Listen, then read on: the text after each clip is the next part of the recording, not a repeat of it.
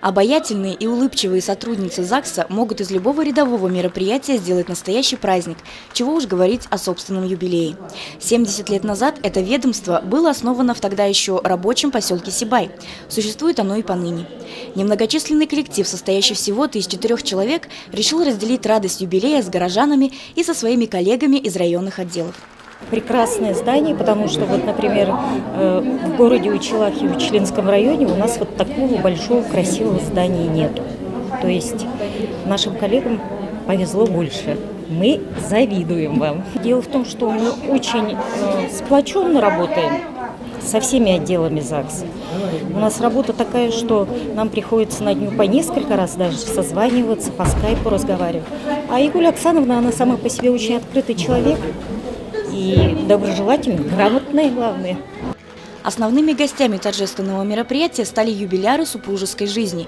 Это пары, зарегистрировавшие свои отношения 50, 60 и 70 лет назад. Таковых в этом году набралось более 10.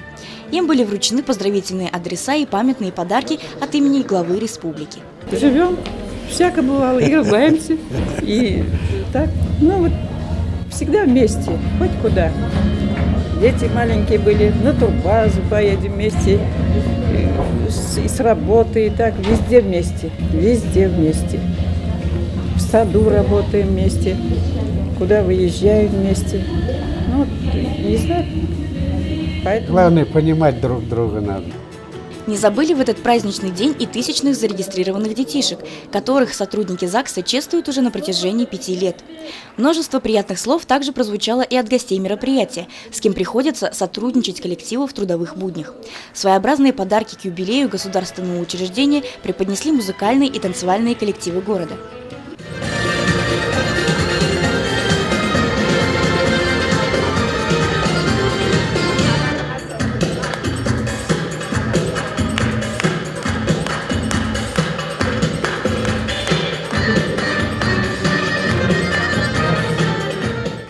Сопровождать человека с момента рождения до самых последних дней.